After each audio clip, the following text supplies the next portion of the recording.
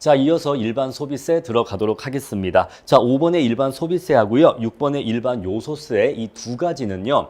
재정학 교수님들의 저서에서도 소개가 되어 있지 않은 경우가 많습니다. 교수님들 책에도 5번과 6번은 아예 언급도 되어 있지 않은 경우가 많아요. 자, 그만큼 하버거의 일반 균형 분석 모형 내에서는 우리 앞에서 공부한 개별 물품세하고 뒤에서 공부할 자본에 대한 부분 요소세 이 두 가지가 핵심적인 내용이 됩니다. 이 두 가지만 공부를 하셔도 이 하버거의 일반 균형 분석 모형을 공부했다고 얘기할 수가 있어요. 자, 따라서 5번과 6번은 중요하지 않기 때문에 매우 간단하게 빠르게 넘어가도록 할 겁니다. 자, 우리 일반 소비세라고 하는 거는요. 네가 X제를 소비하던 Y제를 소비하건 어쨌거나 T%의 세율로 세금을 내라라는 것이에요. 모든 재화에 대해서 T%의 세율로 부과하는 것을 일반 소비세라고 합니다. 자, 그러면 X제의 가격이 1 플러스 TPX로 바뀌게 되고 Y제의 가격도 1 플러스 T의 PY로 바뀌게 돼요. 자, 그런데 똑같이 분자 분모에 1 플러스 T가 있다 보니까 이것이 이렇게 약분이 됩니다. 자, 그러면 조세를 부과하기 전에 상대 가격 체계와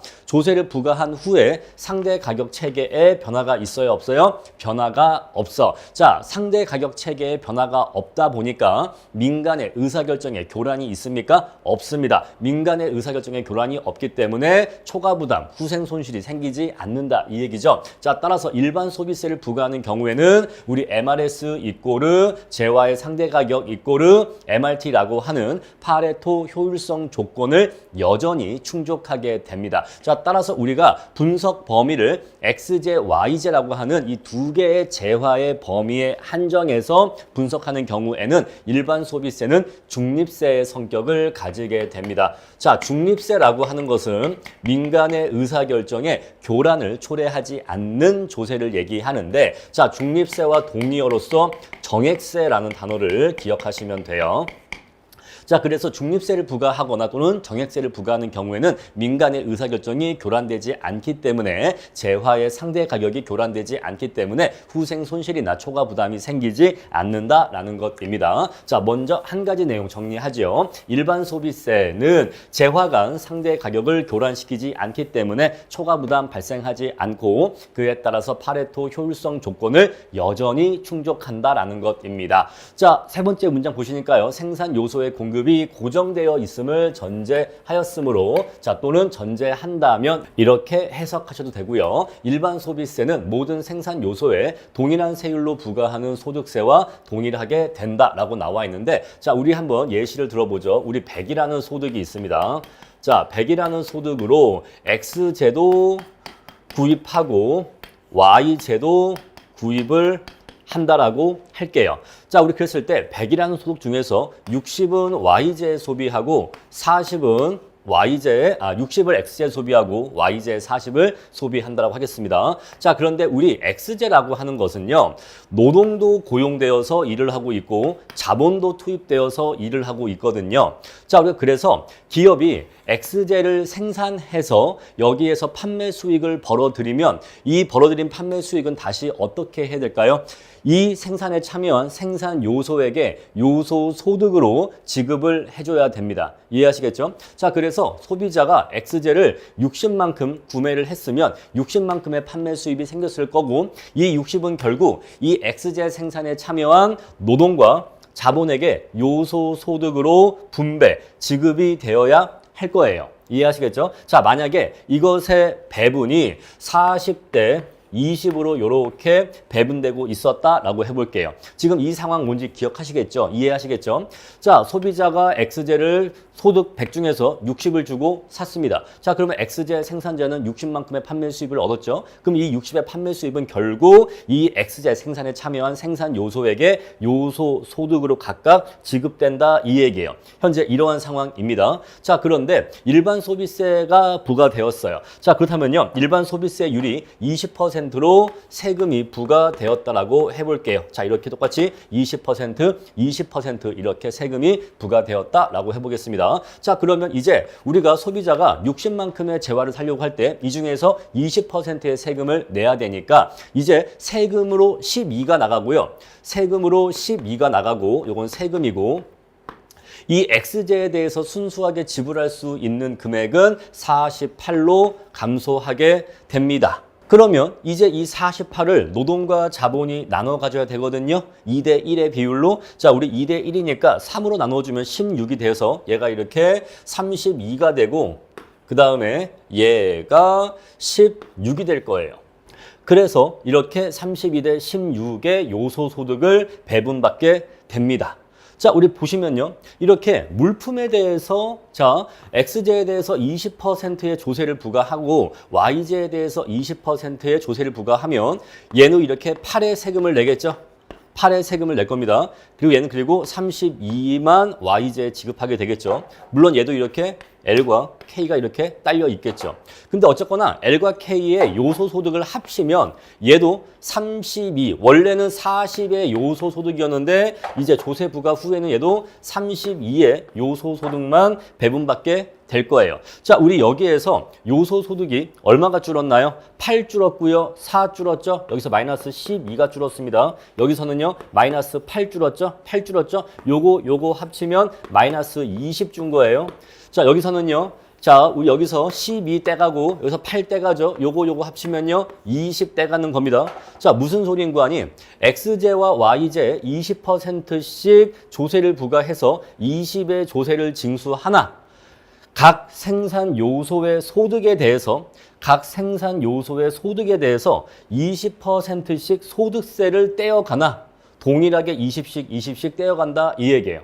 자, 그래서 모든 재화에 대해서 20%의 일반 소비세를 부과하는 것은 모든 생산 요소의 소득에 대해서 20%의 소득세를 징수하는 것과 똑같다 이 얘기예요.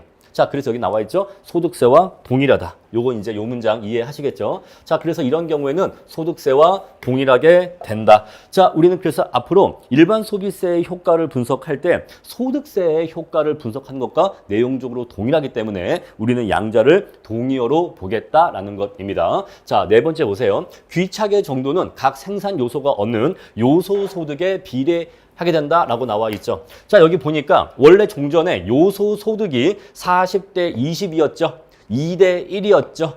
그랬더니 얘가 세금을 얼마 부담해요? 얘가 세금을 8 부담하고요. 얘가 세금을 4 부담하죠. 이렇게 8과 4의 비율로 조세를 부담하죠. 역시 이 비율이 2대 1이지요. 원래 얻고 있었던 요소 소득이 2대 1이니까 조세를 부담하는 비율도 2대 1이지요.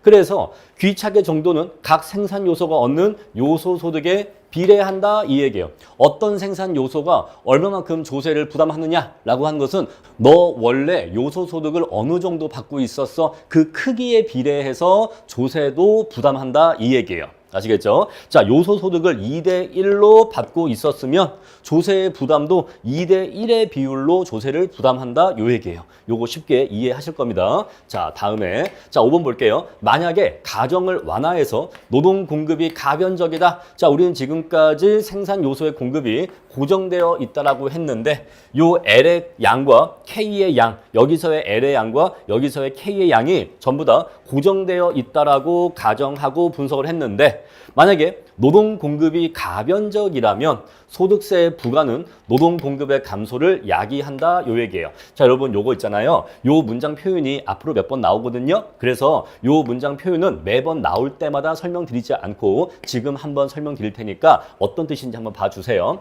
자, 노동 공급이 고정되어 있다고 하는 거는요. 이런 거예요. 노동의 공급 곡선이 이렇게 수직선이라는 겁니다. 노동의 공급 곡선이 이렇게 수직선이라는 거예요. 당연히 세로축은 임금이고 가로축은 노동 고용량이겠죠. 또는 노동 수요량과 공급량을 의미하게 되겠죠. 그 둘이 만나면 균형 고용량이 되는 것이고요. 자, 바로 이게 1번이에요. 자, 두 번째. 노동 공급이 가변적이다라고 하는 거는요. 바로 이런 걸 얘기하는 거예요. S곡선이 이렇게 우상향하는 것을 얘기하는 겁니다. 바로 이게 노동 공급이 가변적인 거예요. 자, 우리 앞에서 조세의 자본화를 얘기할 때 토지 같은 경우에는 공급이 수직선, 고정되어 있다고 했죠. 자, 그래서 토지와 같은 조세는 토지와 같이 공급이 고정되어 있는 조세, 죄송해요. 재화는 토지와 같이 공급이 고정되어 있는 재화는 그 재화에 대해서 조세가 부과되면 무조건 100% 전부 다 토지 소유자에게 조세 부담이 귀착된다고 했습니다. 왜냐하면 우리 공급의 가격 탄력성이 얼마예요? 이 경우에는 0이야. 공급의 가격 탄력성이 0이기 때문에 우리 앞에서 극단적인 조세 부담의 귀착 공부했지만 어떤 수요나 공급 어느 한 당사자의 가격 탄력성이 0인 경우에는 모든 조세 부담을 그쪽이 다 부담한다고 했죠. 만약에 수요나 공급 어느 한 당사자가 가격 탄력성이 무한대인 경우에는 그쪽은 조세 부담을 한 푼도 지지 않는다는 거 기억하실 거예요. 자, 그래서 이 경우에는 노동 공급자가 공급의 가격 탄력성이 0이기 때문에 이러한 노동에 대해서 어떠한 조세가 부과되면 그 조세는 전부 다 누가 부담한다? 노동의 공급자가 모든 조세 부담을 다 부담합니다. 100% 다 귀착을 하게 돼요. 이해하시겠죠? 자, 그래서 노동의 공급이 이렇게 고정되어 있는 경우에는 모든 조세 부담을 그 생산 요소의 공급자, 지금 우리는 노동을 얘기하고 있으니까 노동 공급자가 모든 조세 부담을 다 귀착하게 됩니다. 전부 다 부담하게 돼요. 자, 따라서 이 경우에는 자, 우리 L의 공급량이 고정되어 있다 보니까 L의 크기가 고정되어 있다 보니까 L에 대해서 20%의 세금이 부과되면 전부 다 그 20%의 세금을 고스란히 전부 다 부담하고 있죠. 자, 우리 자본도 공급량이 고정되어 있다고 전제하니까 20%의 세금이 부과되니까 자본도 20%만큼을 그대로 조세를 부담하게 되죠. 왜 그럴까요? L과 K가 모두 공급이 고정되어 있다고 가정하기 때문에 20%의 세금을 부과하면 노동소득에서 20%가 조세 부담으로 나가는 거고 자본소득 중에서 20%가 조세 부담으로 나가게 되는 겁니다. 이해하시겠죠? 100% 다 부담하게 되는 거예요. 얘네들이 원래 벌고 있었던 소득이 그대로 20%만큼 감소하면서 그 20%가 조세 부담에 쓰이게 되는 겁니다. 아시겠죠? 자, 우리 지금까지 이런 얘기 했던 거예요. 그런데 요소 공급이 가변적이래요. 자, 생산 요소 중에서 우리는 보통 노동 갖고 얘기 많이 하는데 노동의 공급이 가변적이래요. 자, 그러면 S곡선이 더 이상 이렇게 수직선이 아니라 우상향하게 됩니다. 자, 우리 이랬을 때 노동의 수요 곡선이 이렇게 있었겠죠. 노동의 수요 곡선 이렇게 있을 거예요. 자, 이랬던 상황에서 우리가 노동에 대해서 조세를 부과한대요. 노동에 대해서 조세를 부과한다라고 하면은 노동 공급 곡선은 어떻게 될까요? 자, 상방으로 회전이동하게 되겠죠. 이렇게 상방으로 회전이동하게 될 겁니다. 자, 그러면 균형임금은 종전보다 상승하게 되면서 자, 기업들은요 종전에 요 정도 임금을 주면서 사람을 고용했는데 이제는 사람을 고용하려면 요만큼의 임금을 줘야지만 고용할 수가 있어요. 바로 우리 여기 하얀색 면적은 기업의 부담이라고 얘기할 수가 있어요. 조세 중에서 기업이 부담하는 부분이라고 얘기할 수가 있습니다. 자, 그리고 여기 아래는요 노동자들은요 종전에 이 정도의 임금을 받고 일을 했는데 이제는 이 정도의 임금을 받은 다음에 우리 T%의 세금을 내고 나면 실제로는 세후로는 요 임금을 받게 되는 거예요. 실제로 노동자가 세후로 수취하는 임금은 요 높이가 됩니다. 따라서 요 노란색 면적의 사이즈가 바로 이 사각형이 뭘 의미한다? 조세 부담 중에서 노동자가 부담하는 조세 부담의 크기라고 얘기할 수가 있어요. 자, 지금 우리 이 경우에는 뭘 알 수가 있냐면 이 경우에는 노동에 부과된 조세에 대해서 전가가 있었다 없었다? 없었다. 이 경우에는 전가가 없다. 노동에 부과된 조세 부담 중에 일부를 다른 사람한테 떠넘기는 조세 전가가 없다는 거죠. 왜? 100% 전부 다 노동의 공급자가 귀착받으니까. 그런데 이 경우에는요. 요 부분 보세요. 요 부분, 바로 요 부분. 기업이 부담하는 부분. 바로 요만큼의 뭐가 발생한다? 조세의 전가가 발생한다 이 얘기예요. 자, 우리 공급 곡선이 수직선이 아니라면 어느 정도 우상향한다면 그런 경우에는 조세의 전가가 발생한다 이 얘기예요. 조세의 전가가 발생한다. 자, 지금 우리 노동한테 부과된 세금이잖아요. 노동한테 부과된 세금인데 노동이 그 세금을 100% 다 부담하는 게 아니라 그중에서 일부만 부담을 하고 나머지 일부분은 기업에게 전가하고 있거든요. 기업이 노동의 수요자니까 노동의 수요자에게 이렇게 전가하고 있거든요. 일부 전가가 발생한다 이 얘기예요. 자, 그래서 이 내용을 정리하면 앞으로 여러분들 이렇게 정리해 주세요. 자, 생산 요소의 공급이 고정되어 있었을 때 그 생산 요소에 조세를 부과하게 되면 우리가 공급이 고정되어 있는 생산 요소에 조세를 부과하게 되면 100% 부담을 하게 됩니다. 다른 생산 요소에게 전가시키지를 못하고 그 공급이 고정된 생산 요소가 100% 조세를 다 부담하게 돼요. 왜? 공급이 고정되어 있으니까 이때는 전가를 하지 못한다는 거죠. 근데 이때는요, 자, 공급이 가변적이다라고 한다면 일부 전가가 가능해집니다. 이때는 일부를 전가하게 돼요. 자, 우리 그랬을 때 또 한 가지 말씀드릴 것이 있는데, 자, 우리가 여기 보시면은 X제를 생산할 때 L이라고 하는 생산 요소를 고용하고 자본이라는 생산 요소를 고용해서 L과 K가 고용되어서 이것들이 투입되어서 X제가 생산된다라고 얘기하고 있잖아요. 그런데 우리가 여기서 K를 고용한다라는 이 표현을요, 조금 다르게 표현해 볼게요. 자, 우리가 X제를 만드는 기업이 있는데, 자, 이 기업에 자본이 투자되었다라고도 표현할 수 있을까요? 그렇겠죠? 기업이 자본을 고용한다라는 이 표현은요, 조금 다르게 표현하면 그 기업에 자본을 투자했다라고도 표현할 수 있을까요? 그죠? 자본의 고용은 다르게 얘기하면 자본의 투자를 의미하는 거예요. 자, 그러면 기업에 자본을 투자한 사람은 누굴까요? 기업에 자본을 투자한 사람은요, 바로 주주예요. 주주입니다. 자, 기업에 자본을 투자한 사람은 주주예요. 그래서 여러분들이, 자, 기업, 그리고 기업 이꼬르 뭐죠? 주인이죠. 기업의 주인은 주주잖아요. 그래서 주주가 뭘 했다고요? 자본을 투자했다고요. 자본을 투자했다고. 자본 투자가. 그래서 우리가 앞으로는 기업을 곧 자본가라고 인식해줘도 무방합니다. 기업은 곧 자본이다. 기업의 실체는 주주들의 모임이고 그 주주들은 기업의 자본을 투자한 사람들이니까 기업은 이꼬르 자본가라고 생각을 하셔도 무방해요. 아시겠죠? 물론 우리가 뭐 타인 자본까지 고려하고 이런 것도 있지만 그냥 단순하게 정리하면 기업은 이꼬르 자본가다. 이렇게 기억하시면 됩니다. 자, 그러면요. 여기 보시면 아까 노동에 부과된 조세 중의 일부를 기업에 전가한다라고 했잖아요. 근데 제가 뭐라고 했죠? 기업은 이꼬르 뭐라고 했죠? 자본가라고 했죠. 그 말은 곧 자본이라는 생산 요소에 조세 부담을 일부 전가한다는 걸 의미하는 거예요. 자, 그래서 우리 이런 경우에는 노동의 공급이 가변적인 경우에는 노동에 부과된 조세의 일부를 전가시키는데 누구한테 전가시킨다? 자본한테 전가시킨다는 걸 알 수가 있어요. 자, 우리 이 그래프에서 노동에 부과된 조세 중의 일부를 여기 이 부분을 기업에게 전가시킨다는 걸 확인할 수가 있는데 기업은 곧 자본가라고 인식할 수가 있기 때문에 결국 노동에 부과된 조세 중의 일부를 자본이라는 생산 요소에게 전가시킨다고 얘기할 수가 있습니다. 자, 그래서 우리 노동에 부과된 조세의 일부를 자본에 전가한다. 자본에게 전가한다.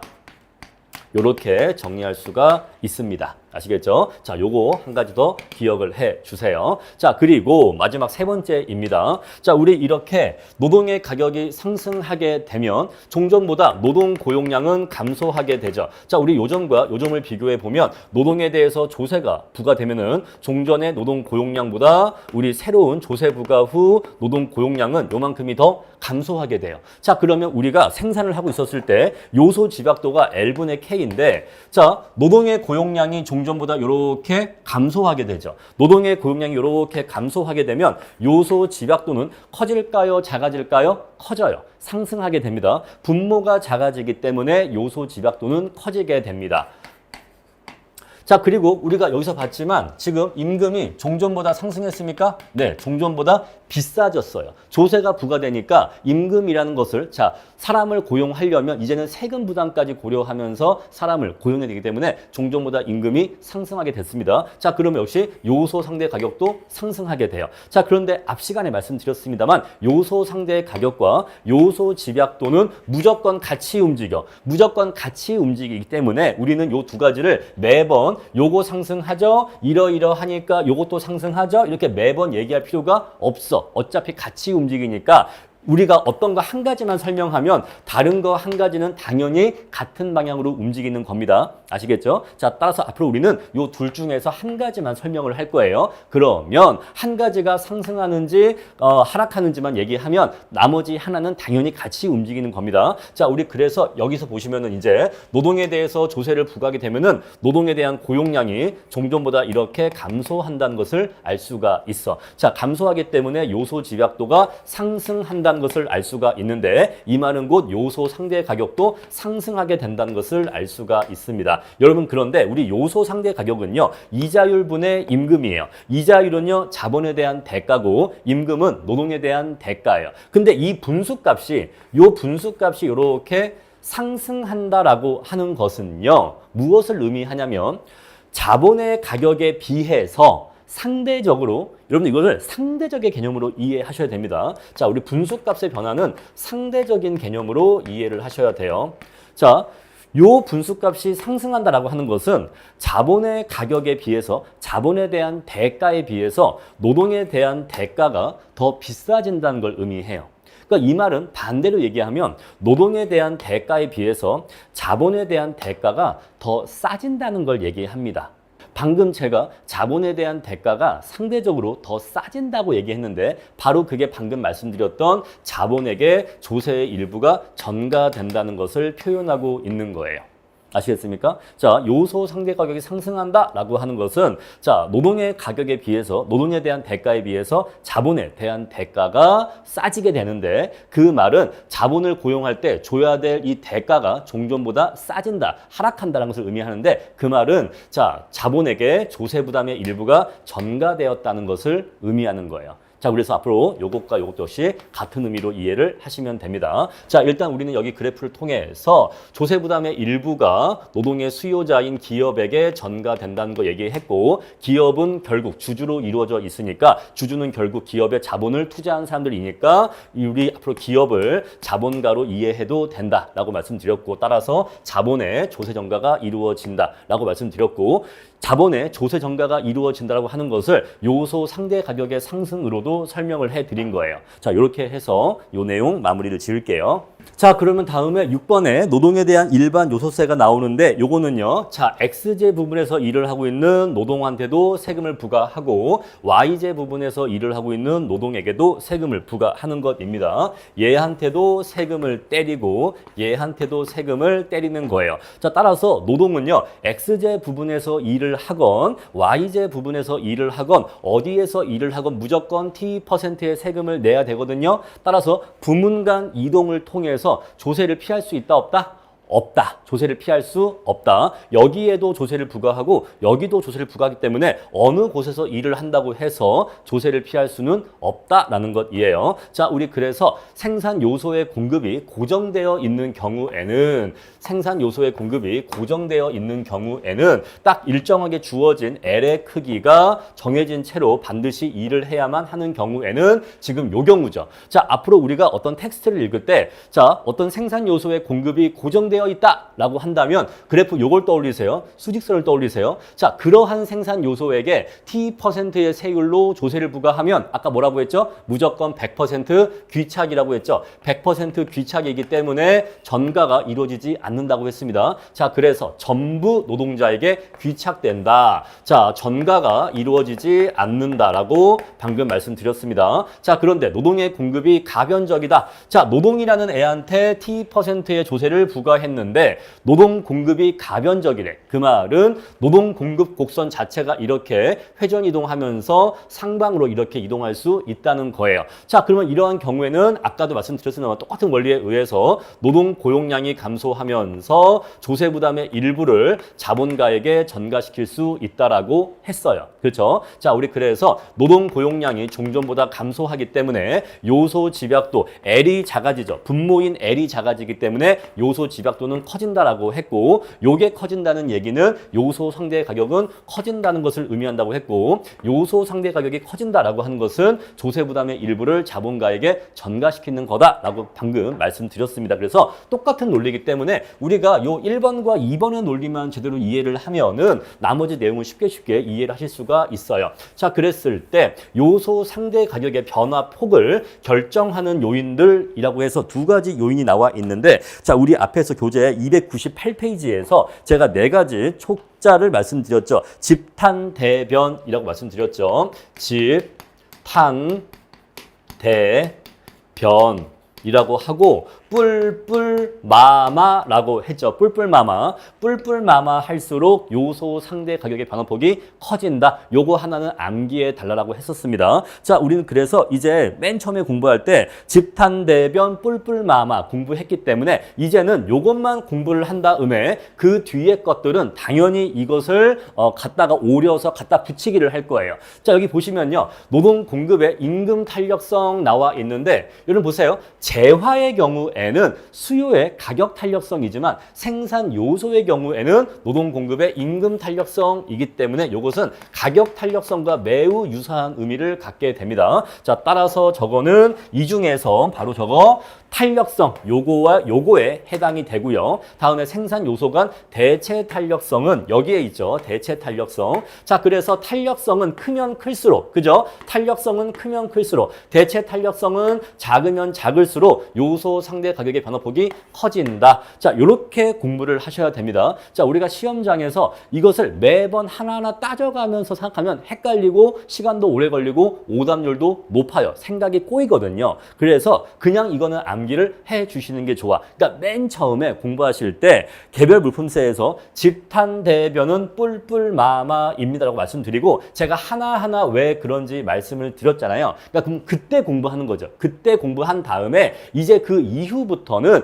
요걸 토대로 해서 그냥 갖다가 붙여넣기를 해야지 요런 거 나올 때마다 매번 생각하면서 암기하려 하면 안 되는 거예요. 그래서 그냥 집탄대변인데 요거 임금 탄력성은 탄이니까 요건 탄이니까 요거는 가격 탄력성에 해당하는 거예요. 그래서 얘는 탄이고 다음에 대체 탄력성은 여기에 있죠. 그래서 탄대에 해당하니까 얘는 크면 클수록 얘는 작으면 작을수록 요소 상대 가격의 변화폭이 커진다. 이렇게 해버리시면 굉장히 암기 부담이 감소하게 됩니다. 자, 집탄대변 뿔뿔마마 요거 하나 기억하시면 굉장히 유용하다 이 말씀 드리고요. 자, 귀착의 분석을 볼게요. 자, 이러한 세금 노동에 대한 일반 요소세는 누가 조세 부담을 많이 지게 되느냐. 자, 노동 공급이 탄력적일수록 우리 이 S곡선이 수평선에 가까울수록 자본가에게 더욱더 많은 조세 부담을 전가할 수 있습니다. 우리 앞에서 공부했잖아요. 수요의 가격 탄력성과 공급의 가격 탄력성의 상대적인 크기에 의해서 조세 부담의 크기가 비율이 결정된다고 했는데 자, 이렇게 S곡선이 수직선인 경우에는 공급의 가격 탄력성이 0이기 때문에 모든 조세 부담을 공급자가 지게 되지만 자, 이렇게 우상향하는 경우에는 수요와 공급의 가격 탄력성의 상대적 크기에 의해서 결정되는데 S곡선이 수평선에 가까울수록 공급의 가격 탄력성이 커질수록 공급자가 부담하는 조세 부담은 작아지고 수요자에게 떠넘기는 전가시키는 조세 부담은 커집니다. 그래서 노동 공급이 탄력적일수록 자본가에게 더 많이 전가할 수 있게 된다라는 것이에요. 아시겠죠? 다음에 사용 측면인데 자, 돈을 쓸 때에는 돈 쓸 때 누가 조세를 더 많이 부담하게 되느냐라는 것인데 자, 우리가 지금 노동에 대해서 지금 조세를 부과한 거잖아요. 노동에 대해서 조세를 부과했기 때문에 노동을 많이 쓰는 재화의 생산비가 올라가겠습니까? 네, 그러겠죠. 그럼 그에 따라서 노동 집약적인 재화의 가격이 상승할까요?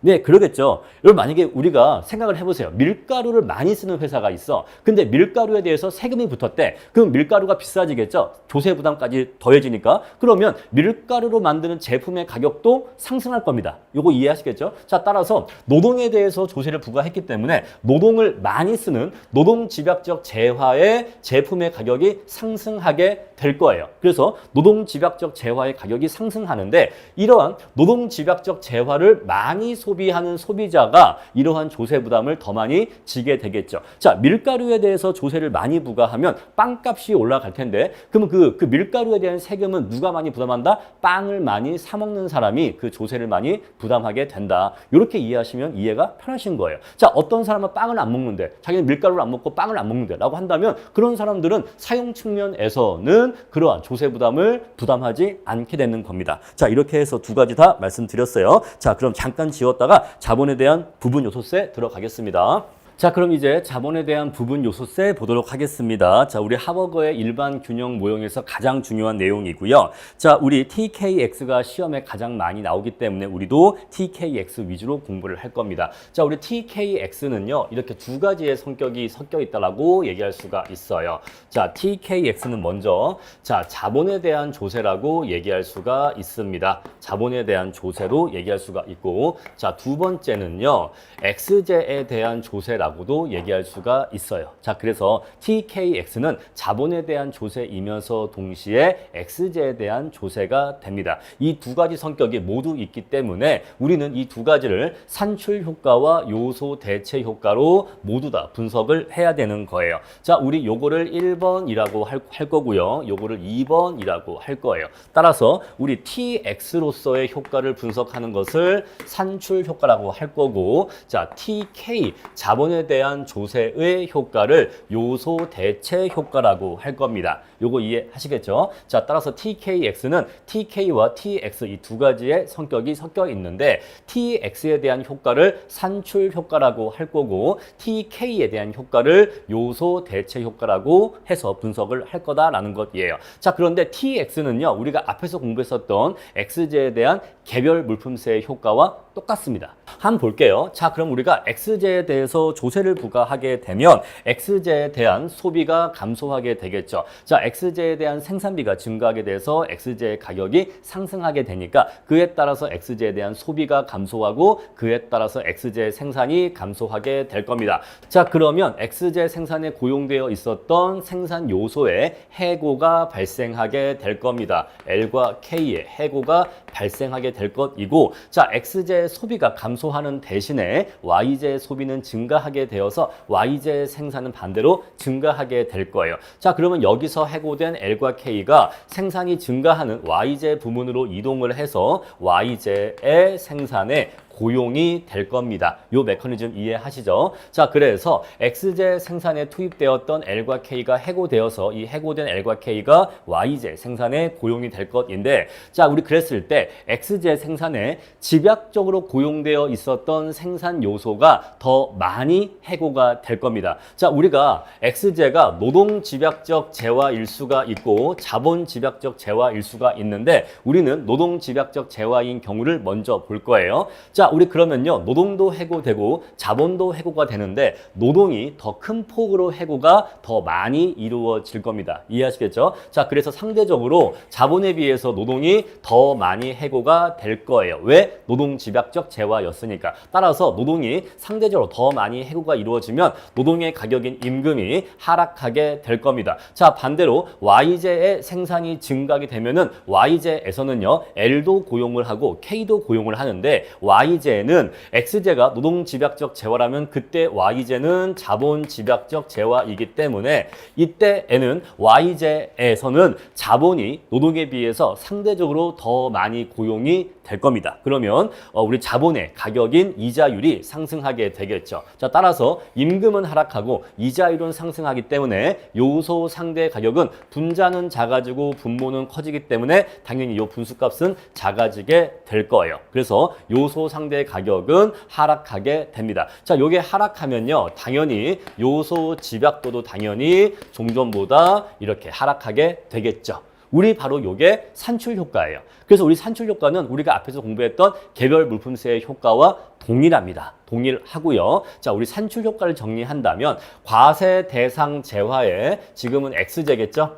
자, 과세 대상 재화에 집약적으로 투입되어 있는 생산 요소의 상대 가격을 하락시키는 효과라고 얘기할 수가 있어요. 자, 따라서 X제가 노동 집약적 재화일 수가 있고 아니면 X제가 자본 집약적 재화일 수가 있는데, 자, 만약에 X제가 노동 집약적 재화인데 여기에다가 TKX를 부과한다면 노동의 상대 가격이 하락하게 됩니다. 만약에 자본이 X제가 자본 집약적 재화인데 저기에다가 TKX를 부과하면 자본의 상대 가격이 하락하게 됩니다. 자본의 상대 가격이 하락하게 되면은 요소 상대 가격이 상승한다는 걸 의미하고 그 말은 요소 집약도 또한 상승한다는 것을 의미해요.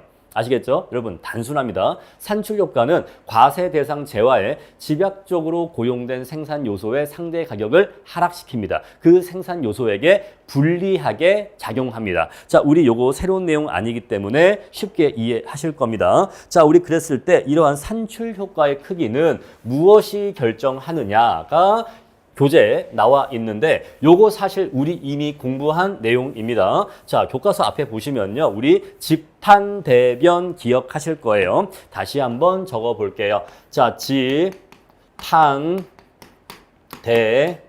집탄대변인데 자, 이거 뿔뿔 마마죠. 이 정도 반복하면 슬슬 이제 외워지는 거죠. 자, 우리 교재표 볼게요. 수요의 가격 탄력성이래요. 자, 여기 이미 나와 있죠. 탄력성 클수록. 다음에 요소 집약도의 차이래요. 여기 집 나와 있죠. 자, 이미 클수록 나와 있고. 자, 요거 일단 넘어가고. 자, 대체 탄력성 나와 있어요. 자, 대 나와 있죠. 대체 탄력성 마이너스 작을수록 나와 있습니다. 자, 여기에 요소 공급의 가변성 나와 있지 않은데 여기 추가해 주세요. 요소 공급의 가변성. 앞에서 공부했던 집탄 대변과 똑같습니다. 역시 이것도 작을수록이에요. 아시겠죠? 자, 우리 그래서 요거까지 이제 추가해 주시면 집탄 대변 다 똑같이 있는 거예요. 다 똑같이 있는데 한 가지만 새롭게 추가되었죠. 한 가지만 새롭게 추가합시다. 바로 요거예요. X제 생산비에서 과세된 생산 요소가 차지하는 비중이라는 항목만 추가되었습니다. 저거 한 가지만 더 추가해 주시면 돼요. 자, 그러면 요 항목은 왜 클수록 가격 변화 폭이 커지는지 한번 설명을 드릴게요. 자, 우리가 X제를 생산을 하는데 요렇게 생산할 수가 있고 요렇게 생산할 수가 있다고 할게요. 자, 요건 전체 총 생산비를 얘기하고 자, 자본이 요 정도 차지하는 경우를 예를 들 수가 있고 반대로 자본이 요 정도 차지하는 경우를 예를 들 수가 있겠죠. 자, 이때는 노동이 이만큼이고 나머지가 노동이 되겠죠. 이해하시겠죠? 여러분, 자 보세요. X제 생산비에서 과세된 생산 요소가 차지하는 비중이 이때는 작고 이때는 크죠. 이때는 작고 이때는 큽니다. 이해하시겠죠? 자, 그랬을 때 이제 TKX를 부과할 거예요. TKX를 부과할 겁니다. 자, X제 생산에 고용되어 있는 요 자본에 대해서 과세를 할 거예요. 자, 그랬을 때 이때보다는 이때가 자본 고용의 부담이 더 크게 증가하겠습니까? 네, 더 크게 증가할 거예요. 그래서 이때에는 X제의 가격이 대폭 상승하게 되어서 조세 부담으로 인해서 X제의 가격이 대폭 상승하게 돼서 X제에 대한 수요량이 많이 감소할 거고 X제의 수요량이 많이 감소하면 X제에 고용되어 있던 생산 요소에 대량 해고가 발생하게 될 거예요. 그러면 자, 집약적으로 고용되어 있던 자본의 대량 해고가 발생하면서 자본의 가격인 이자율이 많이 하락할 겁니다. 그러한 메커니즘에 의해서 요소 상대 가격의 변화폭이 커진다라는 것이에요. 아시겠죠? 자, 직관적으로 딱 이해하시는 게 더 좋습니다. 자, 그런데 우리가 딱 느낌을 보니까 물론 정확한 의미는 아닌데 느낌을 보니까 요 경우보다는 요 경우를 요소 집약도가 더 높다라고 이해해도 굉장히 둘이 유사한 내용이 돼요. 자, 왜냐하면 우리가 요 경우에 L분의 K를 구하고 요 경우에 L분의 K를 구하면 얘가 더 L분의 K가 크잖아요. 그렇죠? 그래서 L분의 K 해보면 얘가 더 L분의 K가 크잖아요. 그래서 우리는 앞으로 이제 요 생산비의 비중을 요소 집약도랑 그냥 같은 말로 이해하셔서 똑같이 클수록 이렇게 같이 묶어서 암기하시면 암기의 부담이 줄 겁니다. 아시겠죠? 자, 우리 그래서 집탄대변 뿔뿔마마 이제 이 정도면 요거는 많이 익숙해지고 편안하게 암기가 되셨을 거예요. 이제 여기에다가 생산비의 비중이 있는데 생산비의 비중은 요소 집약도랑 같은 느낌으로 같이 묶어서 가져가시면 된다 이 얘기입니다. 아시겠죠? 자, 이렇게 해서 산출 효과는요 개별 부품세의 효과와 똑같고 그 메커니즘 똑같고 자, 그 생산비에서 차지하는 비중 요 항목 하나만 추가되었는데 요거는 요소 집약도랑 느낌을 같이 가져가셔라. 그러면 암기의 비중이 줄 거다라는 말씀을 드릴게요. 자, 이렇게 해서 산출 효과 말씀드렸고요.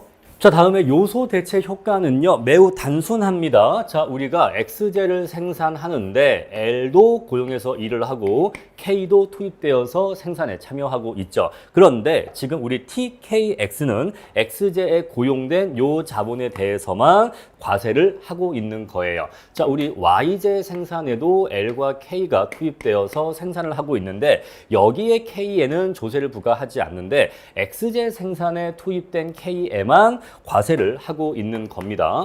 자, 그러면 여기다가 이렇게 조세를 부과해 버리면 여기에 투입됐던 K가 여기서 계속 일을 하고 싶을까요? 아니요. 여기서는 더 이상 일을 하고 싶지 않을 거예요. 왜? X제에서 일을 했다가 세금을 내야 되거든요. 그러면 이 K가 어디로 이동할까요? 요 K가 요쪽으로 이렇게 이동하게 됩니다. 자, 우리 요 말은요. 자본에 대한 수요가 감소한다라고 얘기할 수가 있어요. 자, 우리 X제 생산자의 입장에서는 자, 우리 X제에 투입되어서 일을 하는 자본에 대해서는 조세를 부과하기 때문에 자, 이 조세가 부과된 자본보다는 조세가 부과되지 않은 노동이라는 생산 요소를 이용해서 가급적 생산을 하고자 할 겁니다. 그렇겠죠? 왜냐하면 자본을 이용해서 생산을 하려고 하면은 여기에는 이제 조세 부담까지 더 얹어지는 거거든요. 그래서 자, 조세가 부과되지 않은 노동이라는 생산 요소의 고용을 가급적 늘려서 X제의 생산을 하고자 할 거예요. 그 말은 상대적으로 노동의 고용은 증가하게 될 것이고 자본의 고용은 감소하게 될 것이다 라는 것이에요. 그리고 여기서 해고된 자본은 Y제 부분으로 이렇게 부문 간 이동이 발생하게 될 거라는 거죠. 자, 우리 이런 식으로 자본에 과세를 하게 되면은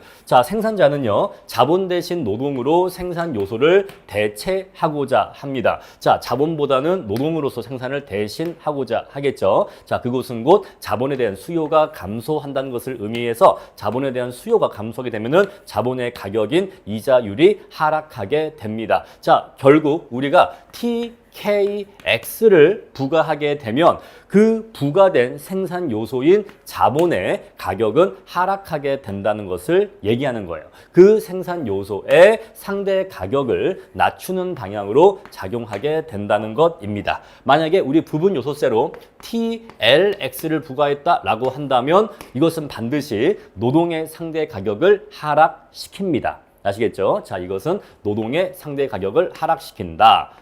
근데 요 TKX는 자본의 상대 가격을 하락시킨다라는 것이에요. 자, 그래서 요소 대체 효과는 사실 굉장히 단순합니다. 자, 다시 한번 X제 생산에 L과 K가 투입돼서 생산하고 있는데 여기 K에 대해서만 세금을 부과하면 요 K가 더 이상 여기서 일하고 싶지 않아서 여기로 이렇게 이동을 하게 될 거라는 거죠. 여기서 K가 빠져나갈 거라는 것입니다. 자, 그리고 X제의 생산자도 가급적이면 K보다는 노동을 이용해서 생산을 하고자 할 거예요. 그러면 K에 대한 수요가 감소하게 돼서 자, 우리 자본에 대한 수요가 감소하게 돼서 자본의 가격인 이자율이 하락하게 될 것이다. 이렇게 작용하게 됩니다. 자, 그래서 굉장히 단순해요. 요소 대체 효과는 그 과세가 이루어지는 생산 요소의 상대 가격을 무조건 하락시킵니다. 자, 그럼 이제 우리는 다 공부를 했어요. 산출 효과도 공부를 했고 요소 대체 효과도 공부를 했습니다. 자, 그러면 결과적으로 부분 요소세의 효과를 종합적으로 분석을 하려면 산출 효과와 요소 대체 효과의 이 두 가지 효과를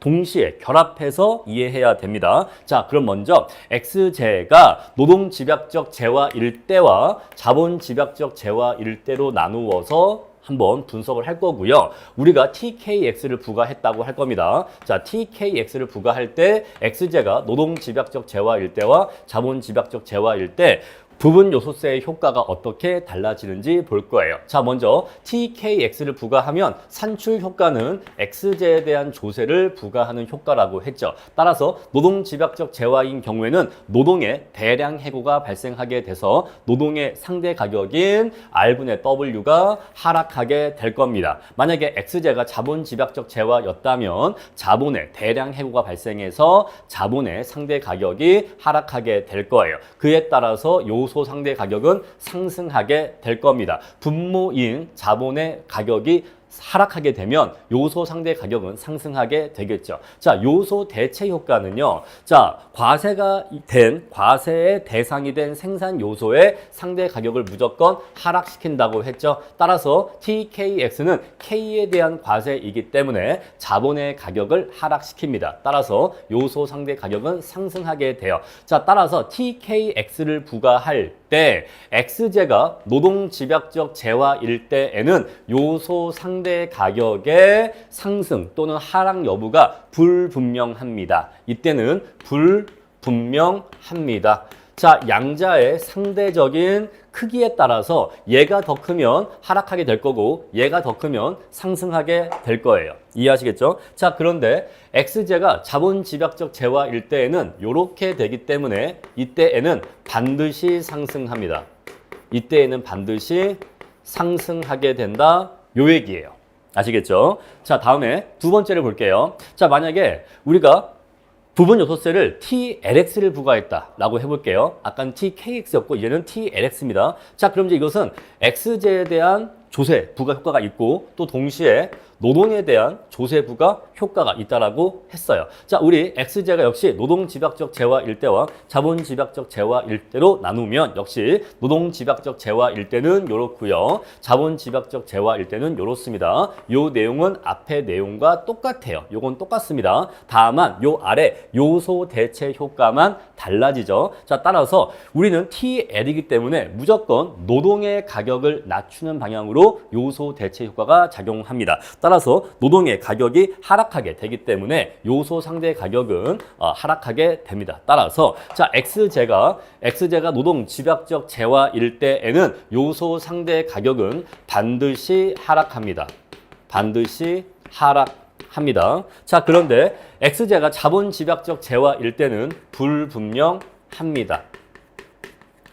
자, 그래서 부분 요소세의 효과는 산출 효과와 요소 대체 효과를 모두 다 고려해야 되는데 헷갈리지 않게 분석을 하시려면 제가 지금 말씀드린 것처럼 TKX를 여러분들 시험에는요 TLX 거의 안 나오고요. 대부분 TKX가 나옵니다. 요거 위주로 공부를 하시고요. TKX는 TX와 TK의 결합이다. 이렇게 이미지화 시키시고 자, 그래서 TX가 자, X제가 노동 집약적 재화일 때에는 노동의 가격을 하락시킨다. 자본 집약적 재화일 때는 자본의 가격을 하락시킨다. 이렇게 결론만 빨리빨리 도출하시고요. 자, 그 다음에 TK이기 때문에 요건 무조건 자본의 가격을 하락시킨다. 이렇게 기억하시면 돼요. 따라서 X제가 자본 집약적 재화일 때에는 부분 요소세의 효과는 무조건 자본의 가격을 하락시켜서 요소 상대 가격은 상승시킵니다. 근데 만약에 X제가 노동 집약적 재화일 때는 이 효과와 이 효과가 서로 상반되어서 결과적으로 어떻게 될지는 불분명하고 둘 중에 뭐가 더 큰지를 알아야지만 효과의 방향을 알 수가 있습니다. 이렇게 부분 요소세 정리하시면 됩니다. 자, 그리고 내용은 다 끝났는데 한 가지만 더 보충을 해드리고자 해요. 아까 우리 앞에서 요소 대체 효과 있었는데 요소 대체 효과의 크기를 결정하는 요인으로서 한 가지만 내용 보충하고자 합니다. 자, 우리 지금 여기에서 자본에 대한 과세가 이루어지면 자본 대신 조세가 이루어지지 않은 자본 대신 노동으로서 생산 요소를 대체하려고 하고 그에 따라서 자본 수요가 감소한다라고 했었어요. 자, 우리 이랬을 때 자본이 하던 일을 노동이 대신할 수 있다라고 해볼게요. 자본이 하던 일을 노동이 대신할 수 있다. 이 말은 곧 대체 탄력성이 크다라는 것을 의미하죠. 대체 탄력성이 크다. 자, 자본을 해고하고 자본이 하던 일을 노동으로서 대신시키려고 합니다. 자, 근데 이것이 용이하대. 그렇게 할 수가 있대. 자, 대체 탄력성이 크대라고 하면은 안심하고 자본을 많이 대량 해고할 수 있을까요? 네, 대량 해고할 수 있습니다. 따라서 자본의 가격은 더욱더 큰 폭으로 하락하게 되겠죠. 따라서 대체 탄력성이 클수록 요소 상대 가격의 변화폭은 더 커집니다. 자, 이 말씀을 왜 제가 추가로 드리냐면 우리가 앞에서 지금까지 집탄대변 공부할 때는 대체 탄력성이 작을수록 요소 상대 가격의 변화폭이 커진다라고 했는데 여기 요소 대체 효과에서는 이게 반대거든요. 요소 대체 효과에서는 대체 탄력성이 클수록 클수록 요소 상대 가격의 변화폭이 커집니다. 그런데 이 내용을 할까 말까 고민을 했는데 그래도 말씀은 드려야 될 것 같아서 말씀을 드리는 거예요. 너무나 조금 지엽적인 얘기라서 오히려 여러분들께 좀 헷갈림을 드릴까 봐 얘기를 할까 말까 고민했는데 그래도 얘기는 하는 것이 더 좋을 것 같아서 말씀드리고 여기에 대한 이론 강의는 마치도록 하겠습니다. 자, 그럼 교재에 있는 스피드 퀴즈 같이 풀어보겠습니다. 첫 번째, 조세가 생산자에게 부과되었을 때 스스로 경영 합리화 등을 통해서 조세 부담을 흡수하는 것을 소전이라고 했죠. 다음에 토지와 가치 공급이 고정되어 있는 재화에 조세가 부과되는 경우에는 조세의 자본화 현상이 발생한다라고 했습니다. 자, 이것은 극단적인 후전의 사례라고 말씀드렸고요. 자, 조세는요, 가계가 소득을 획득하는 원천 측면과 그리고 그 소득을 쓰는 지출 측면 이 두 가지 측면에서 실질 가처분 소득의 변화를 초래하지요. 다음에 세 번째, 실질 가처분 소득은 어떻게 측정되는가 나와 있는데 자, 여기에 소득이 나옵니다. 정확하게는 세전 소득이 되겠죠. 자, 그리고 여기 재화의 가격이 이렇게 옵니다. 자, 그런데 우리가 소득에서 소득세를 징수하게 되고요.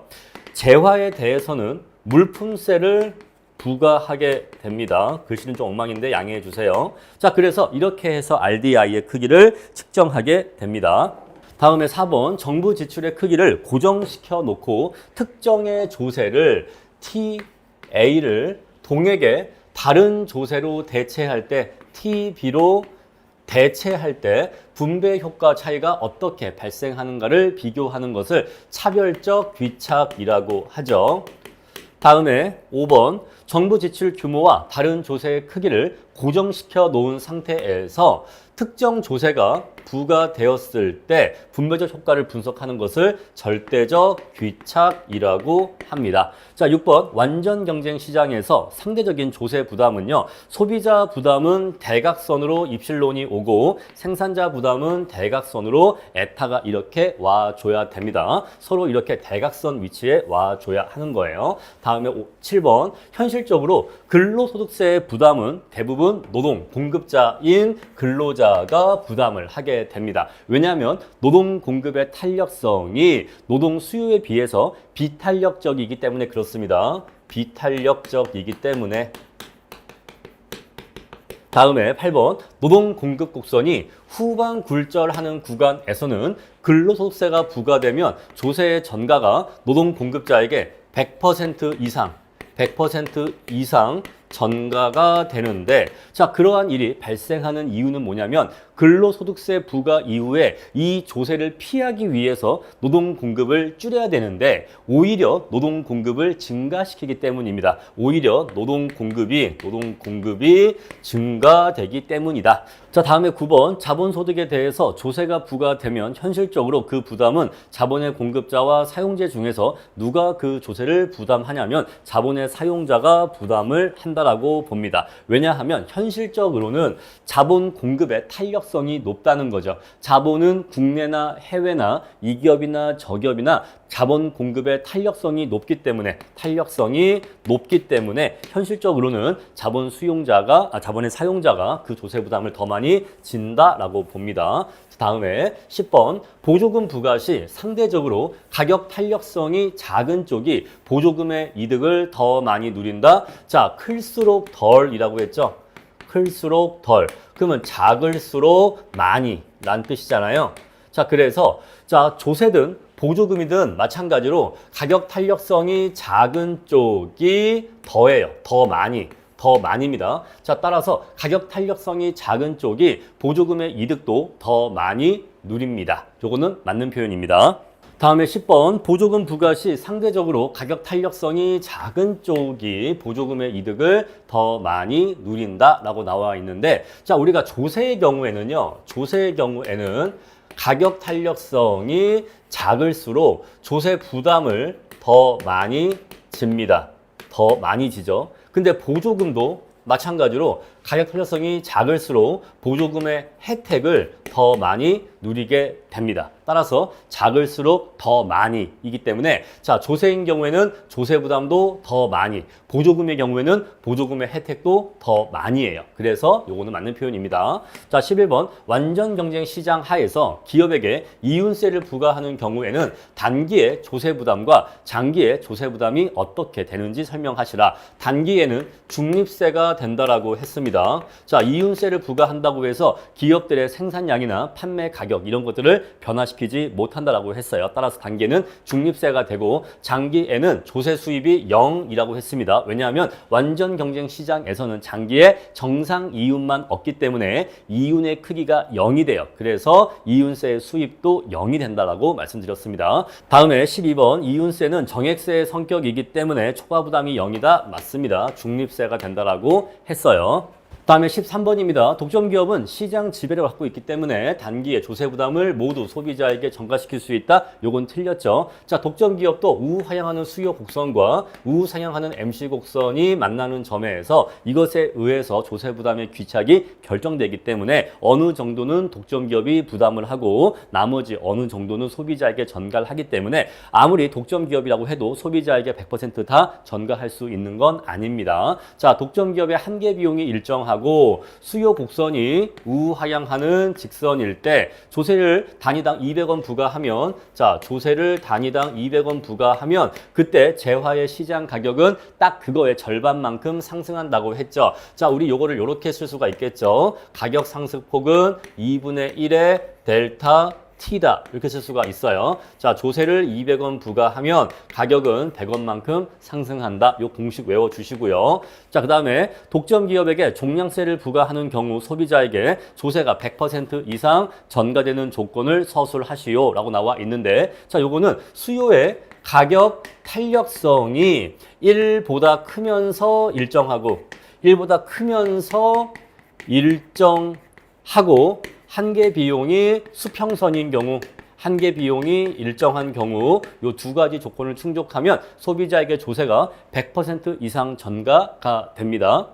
다음 16번입니다. 독점기업의 소비자에게 요거 5타네요. 독점기업의 소비자에게 조세를 100% 이상 전가하는 경우 수요의 가격 탄력성이 3이 돼요. 자, 3이고 3으로 일정하다라고 해야 조금 더 표현이 정확하겠죠. 자, 그리고 여기에 나와 있지 않은데 MC 한계 비용의 크기도 일정하다, 한계 비용도 일정하다 이런 표현 좀 추가해 주세요. 자, 단위당 조세가 100원이 부과되면 시장 가격은 얼마나 상승하는가라는 것인데 자, 우리 요거 이렇게 델타 P는 1 빼기 입실론분의 1의 1 그리고 델타 T가 됩니다. 요 공식을 암기해 주세요. 자, 우리 그랬을 때 조세가 우리가 이 자리에 3이 들어가면요. 여기에 100이 들어가야겠죠? 자, 그러면 이제 3분의 1이니까 2분의 3이 되고 2분의 3 델타 T인데 요게 100이니까 요게 이렇게 50이 돼서 150만큼 가격이 상승하게 돼요. 자, 재화의 시장 가격은 150만큼 상승하게 됩니다. 자, 17번 보니까 수요 함수가 이렇게 주어져 있대. 이 말은 수요의 가격 탄력성이 2로서 일정하다라는 것입니다. 1보다 크면서 일정하죠. 단위당 5원의 조세가 부과된다라고 해요. 그러면 이제 여기다가 2가 들어가는 거죠. 이 자리에 2가 들어가면 얘가 2가 됩니다. 2 곱하기 델타 T인데 델타 T가 5가 들어가니까 전체는 가격은 10만큼 상승한다라고 하시면 되겠죠. 다음에 18번입니다. 과점시장 하에서 기업이 비용 할증 가격 설정 방식을 하고 있다면 이윤율이 20%라고 합니다. 조세액이 200원이 부과되었다면 자, 소비자 가격은 얼마나 상승하느냐라고 나와 있는데 자, 부과된 조세액 곱하기 1.2를 해주면 되겠죠. 그러면 240원만큼 가격이 상승하게 될 겁니다. 자, 19번 X제에 개별 물품세를 부과했을 때 자, X제가 노동 집약적 재화라면 노동의 대량 해고가 발생할 것이기 때문에 자, 여기 W가 하락하게 되어서 요거는 이렇게 하락하게 되겠죠. 만약에 X제가 자본 집약적 재화라면 자본의 대량 해고가 발생하기 때문에 자본의 가격이 하락하게 되어서 요 분수값은 상승하니까 얘는 상승하게 될 겁니다. 자, 우리 그래서 집약적으로 고용되어 있는 생산 요소의 가격이 하락한다. 이렇게 정리하시면 됩니다. 다음에 20번입니다. 개별 물품세 부과 시 요소 상대 가격의 변화 정도는 자, 우리 집판 대변 딱 이렇게 적어놓고 시작하시면 좋습니다. 집탄, 대변. 그래서 마 이렇게 적어놓고 푸시면 헷갈릴 일이 없어요. 자, 우리 실제 시험장에서 이런 것들을요 하나하나 생각을 해보면서 답을 정하면 너무 오래 걸리고 헷갈려서 위험해요. 그냥 암기로 푸세요. 자, 그래서 우리가 집탄, 대변, 마인데 이럴수록 커진다라는 것인데, 자, 요소 집약도의 차이가 작을수록, 자, 요소 집약도는 클수록 커지는데 작을수록 작아지겠죠. 따라서 여기서 작아진다 해야 맞는 것이고요. 수요의 가격 탄력성은 탄이니까 클수록 커지죠. 클수록 커진다 해야 맞는 거죠. 요소 간 대체 탄력성은 대는 마이너스이기 때문에 작을수록 커지는데, 그럼 반대로 클수록 작아지게 되겠죠. 자, 이렇게 답을 선택하시면 되는 겁니다. 다음에 21번 X제에 개별 물품세를 부과했을 때 X제가 노동집약적 재화라면 노동의 대량 해고 발생할 것이고 그에 따라서 R분의 W는 하락하게 될 거예요. 자, 얘가 하락하게 되면은 요소 집약도는 당연히 똑같이 하락한다라고 했죠. 따라서 요소 집약도도 똑같이 하락하게 됩니다. 자, 요소 집약도는 요소 상대 가격과 동일하게 판단하시면 되는 거예요. 자, X제가 자본 집약제라면 당연히 반대 일이 발생하겠죠. 자, 자본의 가격이 하락하면서 요소 상대 가격이 상승하게 되니까 당연히 요소 집약도도 상승하게 될 겁니다. 이렇게 답을 선택하시면 되겠습니다. 자, 다음에 22번 보겠습니다. 생산의 등량 곡선의 곡률이 커질수록 요소 간 대체 탄력성은 커지냐 작아지냐 물어보고 있는데, 자, 우리 등량 곡선은요 이렇게 L자 형태일 수도 있고 이렇게 원점에 대해 볼록한 곡선일 수도 있고 이렇게 우하향하는 직선일 수도 있다라고 했죠. 자, 우리 이랬을 때 이쪽으로 갈수록 곡률이 커진다라고 했습니다. 곡률이 커지고 이쪽으로 갈수록 곡률이 작아진다라고 했습니다. 자, 우리 그랬을 때 이쪽으로 갈수록 대체 탄력성이 커지게 되고 이쪽으로 갈수록 대체 탄력성이 작아진다라고 했어요. 따라서 곡률이 커질수록 대체 탄력성은 작아지게 됩니다. 자, L자에 가까워질수록 생산 요소 간의 대체가 어려워진다라는 것을 의미한다고 했어요. L이 하던 일을 K가 대신하기 어렵고 K가 하던 일을 L이 하기 어려워진다. 우리 완전 보완제 관계 한번 떠올려 보세요. 자, 23번 일반 소비세가 부과되면 모든 생산 요소에 대해서 동일한 세율로 부과하는 소득세와 동일하다라고 말씀드렸고요. 다음에 24번 일반 소비세를 부과할 때 자본의 공급은 고정되어 있으나 노동 공급이 임금에 따라서 변한다면 가변적이라면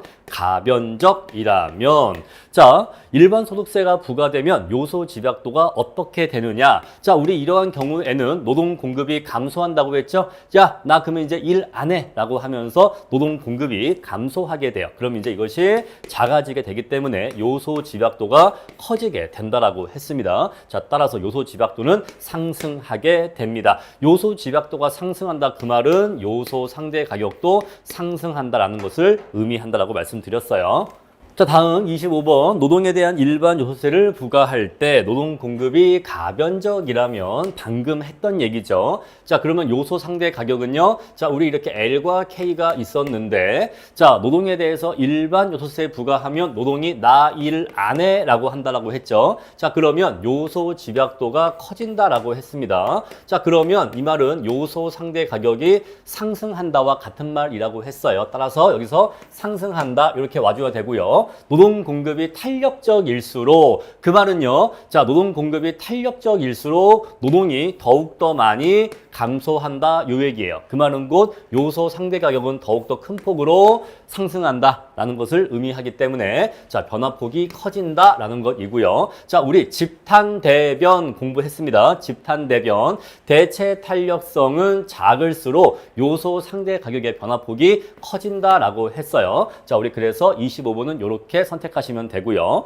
자, X제 생산에 투입되는 자본에 대한 부분 요소세, 요걸 이렇게 T, K, X라고 이렇게 적어 놓으세요. 자, 산출 효과는요, TX에 대한 효과죠. 항상 조세가 부과된 부문에 집약적으로 사용되는 생산 요소의 상대 가격을 낮추는 방향으로 작용하게 됩니다. 자, 낮춘다, 그 말은 그 생산 요소에게 불리한 방향으로 작용한다라는 것입니다. 자, 다음에 27번입니다. 노동 집약제인 X제 생산 생산에 투입되는 자본에 대한 부분 요소세니까 TKX라는 세금을 부과할 때 산출 효과에 따르면 X제 산업에서는 요소 집약도가 어떻게 되고 Y제 산업에서는 요소 집약도가 어떻게 되느냐 물어보고 있는데 사실 X제나 Y제나 요소 집약도나 요소 상대 가격의 변화 방향은 동일합니다. 자, 그래서 우리가 X제에 대해서 먼저 조세를 부과하면 산출 효과에 의해서 X제의 생산과 소비가 감소하게 되겠죠. 자, 그에 따라서 노동 집약제인 X제니까 노동의 대량 해고가 발생할 것이고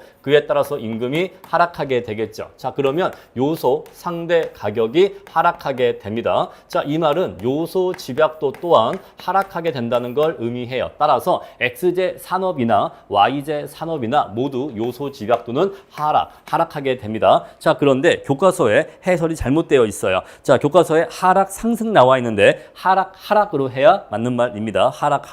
요거 답이 잘못되어 있어서 정정을 합니다. 하락으로 해야 맞는 답이 됩니다. 자, 그래서 하락이 맞아요. 28번 부분 요소세 부과 시 요소 대체 효과는 항상 조세가 부과된 생산 요소의 상대 가격을 낮추는 방향으로 걔한테 불리한 방향으로 작용하게 됩니다.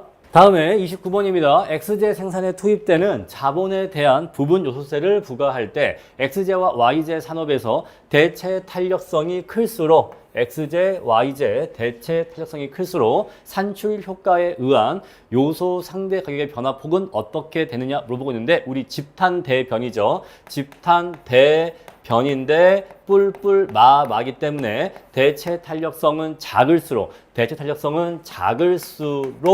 요소 상대 가격의 변화폭이 커지는데 자, 반대로 클수록이니까 여기에 작아진다가 와야 되는 겁니다. 집탄대변 요것만 기억해 주세요. 자, 30번 X제 생산에 투입되는 자본에 대해서 부분 요소세를 부과할 때 TKX를 부과할 때 X제가 노동 집약적 재화이면 자본의 상대 가격은 어떻게 되느냐 물어보고 있는데 자, X제가 노동 집약적 재화일 때는요. 자, X제의 생산이 감소하면서 노동의 대량 해고 발생하고 그에 따라서 임금이 하락하고 그에 따라서 요소 상대 가격이 하락합니다. 자, X제가 자본 집약적 재화일 때에는 이러이러해서 반대겠죠. 요소 집약도가 요소 상대 가격이 상승하게 됩니다. 자, 그런데 요소 대체 효과는요. 무조건 과세가 이루어진 자본의 상대 가격을 낮추기 때문에 얘는 이렇게 상승하게 됩니다. 자, 따라서 X제가 노동 집약적 재화인 경우에는 자본의 상대 가격은 알 수가 없어요. 불분명합니다. 그런데 X제가 자본 집약적 재화라면